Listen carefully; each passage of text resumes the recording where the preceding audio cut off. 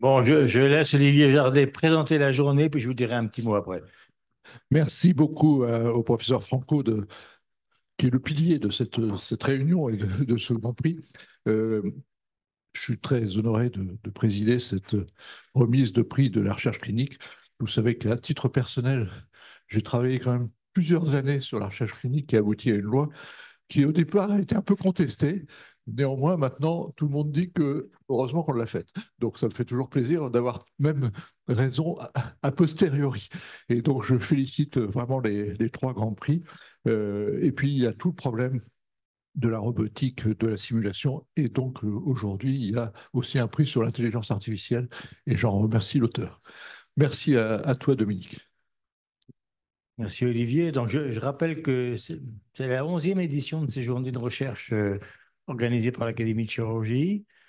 Ça a évolué avec le temps, hein, puisqu'on a fait d'abord uniquement de la recherche à la paillasse, et puis la recherche technologique, et puis ensuite la recherche clinique. Puis on s'est aperçu d'ailleurs que tout ça se rejoint un peu en définitive. Il y a plus une différence aussi grande entre les différents types de recherche. Voilà.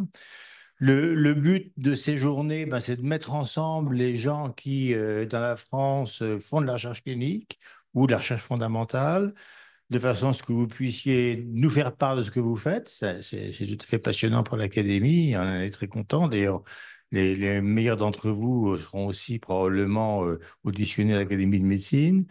Et puis, ça vous permet d'échanger un peu entre vous. Souvent, vous travaillez dans votre équipe, dans votre CHU, mais il y a des gens à côté qui ont des technologies un peu identiques et c'est toujours intéressant de se mélanger, hein. Et à chaque fois, je dis l'interdisciplinarité, c'est vraiment le fer de lance de l'innovation et ça, c'est important que vous échangez entre vous. Voilà. Donc, on va écouter un certain nombre de présentations, et puis au terme de cette journée, il y aura la remise de trois prix, qui est fondée sur la qualité intrinsèque des travaux, puis la manière dont vous allez les présenter également. Euh, on aura deux conférences, dont l'une très très intéressante par Eric Vigo, que je connais depuis extrêmement longtemps. On était gamin pratiquement, qui s'occupe beaucoup de la recherche clinique et qui aime beaucoup travailler avec les chirurgiens. C'est une qualité. D'ailleurs, en général, quand les chirurgiens font de la recherche, ils sont très appréciés parce qu'ils ont des habitudes de travail qui bouleversent un peu les laboratoires. Voilà, donc écoutez, je ne vais pas vous dire plus longtemps, on est presque à l'heure, même un tout petit peu avant l'heure. Donc je vous rappelle, c'est 15 minutes de présentation. Si vous faites moins de 15, c'est pas grave. Laissez du temps pour la discussion. C'est toujours une partie qui est des plus intéressantes dans ce type de réunion. Voilà. Euh, La séance est reprise. Bien. Parce que ici, les travaux ne s'interrompent jamais. Ils sont repris et suspendus. Voilà. Donc aujourd'hui, la séance est reprise. Et donc j'appelle la première communication qui est sur l'embolisation de l'artère méningée moyenne en prévention de la récidive des hématomes sous-duraux chroniques chez les patients à haut risque de récidive par Emma Chotard de Paris. Bonjour à tous, donc je suis Emma Chotard, je suis praticien hospitalier dans le service de neuroradiologie interventionnelle de la Pitié-Salpêtrière et je vous présente les résultats de l'essai randomisé en Protect dont je suis l'investigateur coordonnateur. Alors, je ne peux pas dire. Donc, je n'ai pas de conflit d'intérêt à déclarer. Voici le plan de ma présentation. Je vais faire une brève introduction sur les hématomes sous-duraux chroniques et la place de l'embolisation méningée. Je vais détailler la méthodologie de l'étude, les résultats, avant de conclure par une discussion. Donc, en introduction, l'hématome sous-dural chronique, c'est une pathologie du trauma crânien mineur qui est responsable en premier lieu soit d'un hématome sous-dural aigu dans un espace anatomique néoformé sous-dural qui peut évoluer vers la guérison ou enclencher un cercle physiopathologique qui aboutira à la constitution d'un hématome sous-dural chronique auto-entretenu. Petit point de détail, la lésion post-traumatique initiale peut être un sous-dural aigu, mais peut aussi être un décollement liquidien qu'on appellera un hygrome. Donc à gauche, vous avez un schéma qui représente les différentes les différentes couches anatomiques entre la voûte crânienne et le cerveau, et on notera que la méninge durale, la dure-mère, est constituée d'une dure-mère périostée adhérente au périoste, une dure-mère méningée et d'une arachnoïde avant la pimère. Et contrairement à ce qu'on pense habituellement, il n'y a pas d'espace anatomique sous-dural à proprement parler. Entre la dure-mère méningée et l'arachnoïde, il y a une couche de cellules, les cellules de bordure, et c'est le maillon faible de la chaîne qui relie le cerveau à la voûte. Donc, en cas de mobilité du cerveau sur un trauma crânien mineur, c'est dans la couche de cellules de bordure que se constituera une déchirure, l'hématome sous-dural aigu. Et ensuite, ce fameux cercle physiopathologique, il y a de nombreuses composantes dont les principales sont l'inflammation, la fibrinolyse, qui signifie que l'hématome restera liquidien au long cours, et une angiogénèse et une prolifération, la constitution d'une néomembrane de l'hématome sous-dural chronique qui est richement vascularisée. Ces différents éléments de la physiopathologie font l'objet de tentatives de thérapeutiques ciblées. Sachant que l'hématome sous-dural chronique est une pathologie qui a un traitement chirurgical qui est très efficace. L'évacuation par trou de trépan ou très fine ou twist drill, la craniostomie au sens large, une technique efficace, mais l'hématome sous-dural chronique reste une pathologie, contrairement à ce qu'on pense, qui a une certaine morbimortalité, une morbimortalité de l'ordre de 15% et un taux de récidive de 10% en moyenne. Donc, des patients qui guérissent dans moins de 90% des cas, entre 80 et 85% de guérison. C'est la raison pour laquelle un certain nombre de travaux ont été menés pour essayer d'améliorer les résultats de la chirurgie par des traitements adjuvants.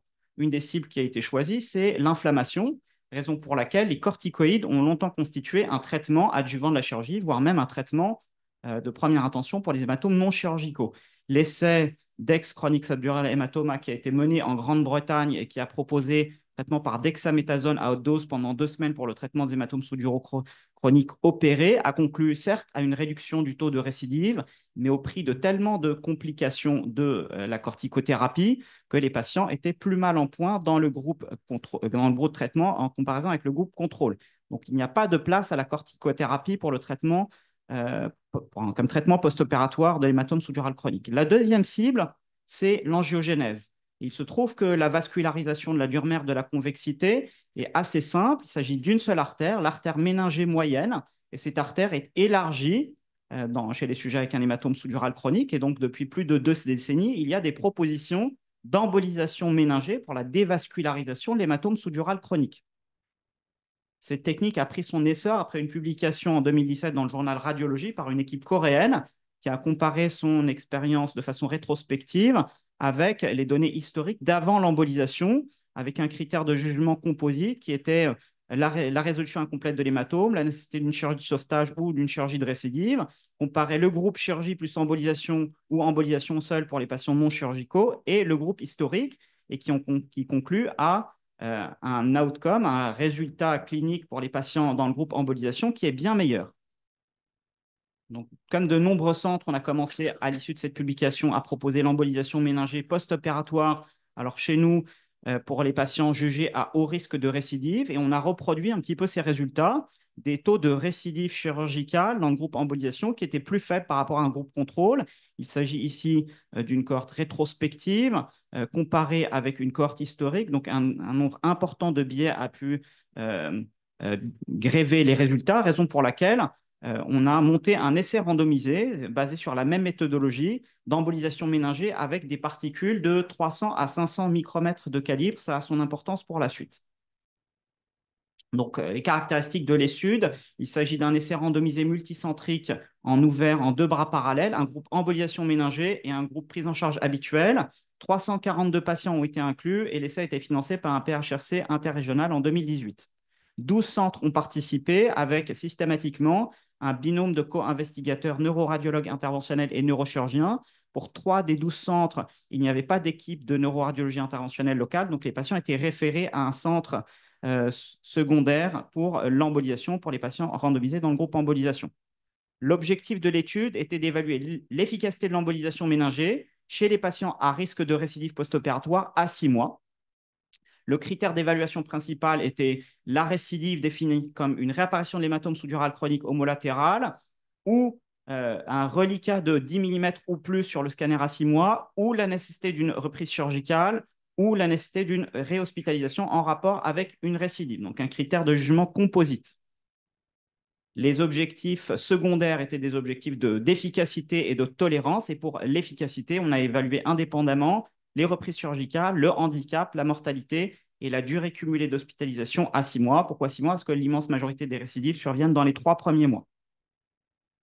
Les critères d'inclusion, alors les plus importants, c'est ceux définissant un patient à plus haut risque de récidive que la moyenne. Donc, il s'agissait soit des patients opérés pour une récidive ou des patients opérés une première fois et jugés à risque de récidive du fait d'un éthylisme, d'une cirrhose, d'un traitement anticoagulant antiagrégant, d'une thrombopénie ou d'une chirurgie d'évacuation sans mise en place d'un drain, sachant que la littérature est extrêmement hétérogène et pauvre sur les facteurs de risque réels de récidive. Pour les critères de non-inclusion, craniotomie, donc une chirurgie beaucoup plus invasive mais à risque de récidive plus faible, ou craniostomie twist drill, une alternative trou de trépan, les patients au-delà de 7 jours de la chirurgie, les patients lourdement handicapés ou dont l'espérance de vie était inférieure à 6 mois. Les patients étaient tous inclus dans les 7 jours de la chirurgie, randomisés dans un bras contrôle où ils avaient la prise en charge post-opératoire standard ou un groupe expérimental, l'embolisation, où les patients avaient un angioscanner des troncs supraortiques pour juger l'anatomie des TSA et décider de la voie d'abord à choisir radiale ou fémorale et identifier des contre-indications formelles à la navigation endovasculaire, puis l'embolisation méningée par des particules de 300 à 500 microns, conformément à notre expérience préliminaire. Puis les patients étaient évalués à 1 et 6 mois en consultation et avec un scanner de contrôle. Les procédures étaient réalisées sous anesthésie locale, sédation ou anesthésie générale, par voie radiale ou fémorale. Le matériel dans l'embolisation était fourni par l'étude et l'artère méningée moyenne était occluse avec des particules calibrées entre 300 et 500 micromètres. Voici les principaux résultats de l'étude. 659 patients ont été screenés comme étant à plus haut risque de récidive post-opératoire que la moyenne. 342 patients ont été inclus et randomisés dans 2 bras de 171 patients chacun. Dans le bras embolisation, seuls 145 patients ont fini par avoir l'embolisation. 26 n'ont pas bénéficié de la procédure d'embolisation pour différentes raisons. Il y a eu 15 et 19 défauts de suivi à 6 mois dans les groupes embolisation et contrôle respectivement. La majorité des défauts de suivi étant liés au décès des patients, 9 dans le groupe embolisation et 13 dans le groupe contrôle. Et 171 patients ont été analysés dans chacun des 2 bras. Donc, l'ensemble des données a été analysé. Les 2 populations étaient parfaitement homogènes. Il y avait 3 quarts d'hématomes sous-duraux unilatéraux et 1 quart d'hématomes sous-duraux bilatéraux. Un peu moins de 15% des patients étaient éligibles à l'inclusion dans l'essai du fait d'une chirurgie de récidive, qu'ils avaient déjà récidivé une première fois. Plus de 2 tiers des patients étaient sous traitement anti-agrégant et anti-coagulant, et environ 15% des patients étaient éthyliques chroniques. Voici le résultat principal de jugement sur la base du critère de jugement principal, le résultat principal de l'étude, pardon. Le taux de récidive observé à 6 mois. Dans le groupe d'embolisation, la récidive a été observée dans environ 15% des cas, contre 21% des cas dans le groupe contrôle, avec un odds ratio ajusté de 0,64. Malheureusement, cette différence n'a pas atteint le seuil statistique de significativité statistique. Ce résultat a été confirmé dans les différents sous-groupes analysés, c'est-à-dire une tendance à des résultats meilleurs dans le groupe embolisation en comparaison avec le groupe contrôle, sans jamais atteindre la significativité statistique. Pour ce qui est des critères de jugement secondaires, le taux de reprise chirurgicale était de 4% dans le groupe embolisation contre 8% dans le groupe contrôle. Et il y a eu très peu d'événements indésirables, en particulier d'événements indésirables graves.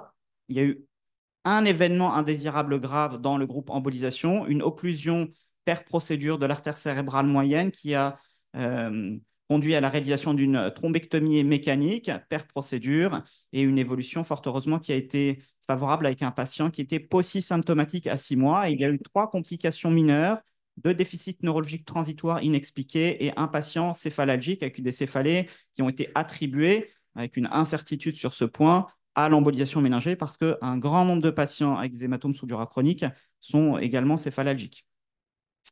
Donc, ce travail peut soulever de nombreux points de discussion. Alors, le principal point de discussion qui nous a préoccupés, c'est celui de l'agent embolique choisi pour les procédures d'embolisation. Le réseau méningé de la dure mère de la convexité est richement anastomotique, avec des artères anastomotiques primaires dont le calibre est entre 100 et 300 microns, et un réseau anastomotique secondaire avec des artères de plus petit calibre, de moins de 100 microns.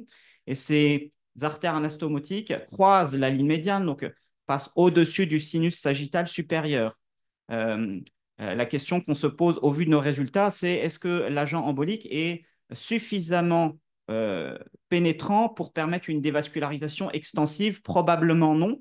L'occlusion d'une artère méningée unilatérale conduit vraisemblablement à une reprise du territoire d'aval de cette occlusion par l'artère méningée moyenne contralatérale et les artères adjacentes qui potentiellement réduit l'efficacité de la technique. C'est quelque chose, c'est un point de discussion qui est soulevé devant l'émergence en parallèle d'autres techniques d'embolisation méningée, l'embolisation aux agents emboliques liquides, donc soit la colle cyanoacrylique ou les agents basés sur les copolymères d'éthylène, vinyle, alcool, l'onyx, le squid pour ne pas le nommer, qui permettent des dévascularisations beaucoup plus distales. En témoigne le fait que lorsqu'on embolise une branche méningée avec un agent embolique liquide, assez souvent, l'embolisation permet la colonisation de ponts adjacents via les anastomoses primaires et secondaires que je vous ai décrites, voire permet la dévascularisation méningée contralatérale. Et il se trouve qu'il y a 3 essais randomisés, l'un chinois, le second américain et le troisième nord-américain et européen, portant sur l'embolisation méningée des patients opérés et non opérés pour le traitement de l'hématome sous-dural chronique et qui ont conclu à l'efficacité de cette technique, l'embolisation aux agents emboliques liquides. Ces résultats ne sont pas encore publiés, mais ont été présentés dans le congrès international de l'AVC nord-américain. Et donc, ce qui laisse présager que la technique est efficace si le choix de l'agent embolique est fait de façon tenant compte de cette anatomie anastomotique particulière du réseau vasculaire méningé.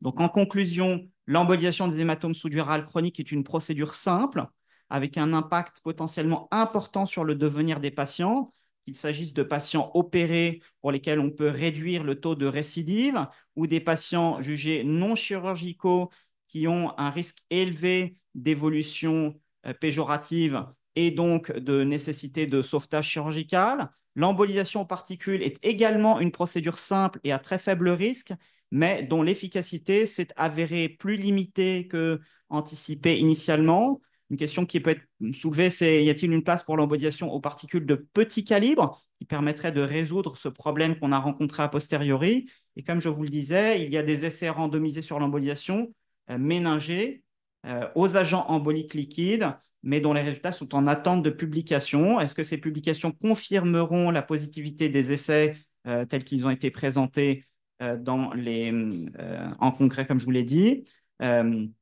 Par ailleurs, un élément qui a été rapporté dans ces essais, c'est le fait que le sous-groupe de malades embolisés sans chirurgie semble être celui qui bénéficie le plus de l'embolisation par rapport au groupe contrôle. Donc, les patients ont un taux d'évolution défavorable qui est faible et l'embolisation semble moins pertinente peut-être, et en particulier dans le sous-groupe qu'on avait intuitivement identifié, celui des patients à haut risque de récidive. Voilà, je vous remercie. Merci beaucoup. L'embolisation diminue quand même de 50% le risque de récidive. C'est vrai, malheureusement, sans atteindre le seuil de significativité statistique. Alors, un point que je n'ai pas discuté, c'est celui des critères de récidive qu'on a identifiés, des facteurs de risque de récidive. Il se trouve que les chiffres qu'on a dans notre groupe contrôle sont les mêmes que dans la population des hématomes sous-duraux au sens large. En fait, notre population n'est pas particulièrement plus à risque de récidive. Une explication possible, c'est de nombreux patients sont sous antiagrégants plaquettaires, mais un certain nombre de patients ne reprendront pas leur antiagrégant après la chirurgie de l'hématome sous-dural et donc repassent un risque qui est potentiellement même plus faible qu'un patient qui n'était pas sous antiagrégant. Donc, un outcome qui est moins fréquent qu'on l'anticipe et donc nécessité d'une population plus large pour démontrer l'effet. Merci. Juste un petit commentaire. J'ai entendu 2 fois le mot malheureusement, et je crois que ça ne devrait pas être dit dans un essai. Je ne sais pas ce qu'en pense Eric Vico, mais les faits sont les faits. Vous avez posé une question, vous avez eu des résultats. Vous n'êtes pas content avec vos résultats, mais vous ne pouvez pas dire malheureusement. Je crois que c'est comme ça. Voilà. Moi, vraiment, je prône l'impartialité complète dans l'analyse des résultats et l'interprétation. Je ne sais pas ce que tu en penses, Eric.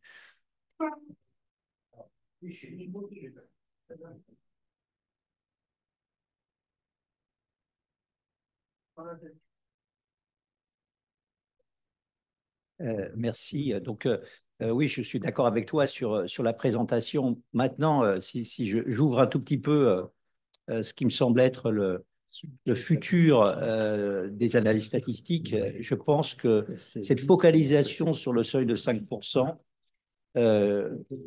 sur lequel il faudrait plusieurs minutes pour se dire qu'il n'a pas de justification fondamentale, va, on va dire, être de plus en plus limité, et en particulier parce que à ce type de statistiques vont se substituer des statistiques bayésiennes qui élimineront cette notion de seuil de significativité pour dire, finalement, à partir de vos résultats, quelle est la probabilité que l'embolisation soit préférable pour le patient que la technique, on va dire, contrôle.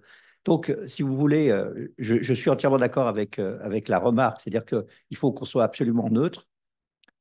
Simplement, je pense que dans l'avenir, on ne se posera plus les questions comme ça. Dans l'avenir, ça veut dire dans les 5 ans ou 10 ans qui viennent. Voilà. Et j'en profite, puisque j'ai le micro, pour moi aussi vous poser une question. Oui. Par rapport à votre calcul de taille d'échantillon, qu'est-ce qui a changé? Est-ce que c'est le taux d'événement que vous aviez mis dans le calcul, ou est-ce que c'est la différence escomptée dans votre calcul? C'est la différence escomptée. Donc, on avait un calcul d'effectif qui était basé sur une hypothèse qui était extrêmement ambitieuse, réduire le taux de récidive de 15 à 5% sur le critère de jugement principal, et qui conduisait à un calcul d'effectif de 342 patients. C'était basé sur notre expérience préliminaire et les résultats rapportés par l'essai coréen. Dans l'essai coréen, ils rapportaient des résultats, une diminution de leur critère de jugement principal de 30 à 2%. Bon, c'est un peu soviétique comme chiffre. C'est probablement en rapport… C'est la Corée du Sud. Hein. Voilà, c'est la Corée du Sud, tout à fait. C'est probablement en rapport avec le caractère rétrospectif de leur travail. C'est aussi potentiellement lié au fait que c'était aussi des emboliations en particules, mais des particules de petit calibre, 150 à 300 microns. Or, a posteriori, je pense, on ne l'avait pas anticipé, mais je pense qu'il y a un impact majeur de l'agent embolique liquide sur le résultat de la technique. Est-ce qu'il y a des questions soulevées par ce travail? D'abord, je trouve que c'est bien de faire des essais randomisés multi-équipes. Hein, vraiment bravo. On sait quelle est la difficulté de faire ça. Voilà, et vraiment, je te remercie de présenter ça. Si j'ai bien compris, l'affaire n'est pas conclue, en définitive. Tout à fait. Je pense que la principale conclusion de notre essai, c'est ça n'est pas il ne faut pas emboliser, mais plutôt mettons de côté les particules de gros calibre, 300 à 500 microns, et réalisons à nouveau cette expérience avec d'autres agents emboliques. Alors peut-être qu'on aura les résultats d'autres équipes qui vont nous apporter la réponse plus rapidement, mais on a déjà anticipé la deuxième étape, et donc on demande un financement pour un essai randomisé pour l'embolisation méningée avec des agents emboliques liquides pour comparer l'embolisation bilatérale systématique versus l'embolisation unilatérale. Donc, une technique maximaliste versus celle qui va potentiellement devenir le standard de prise en charge à l'issue de ces publications en attente. En définitive, un essai randomisé avec un résultat négatif apporte quelquefois plus qu'un résultat positif. Merci beaucoup.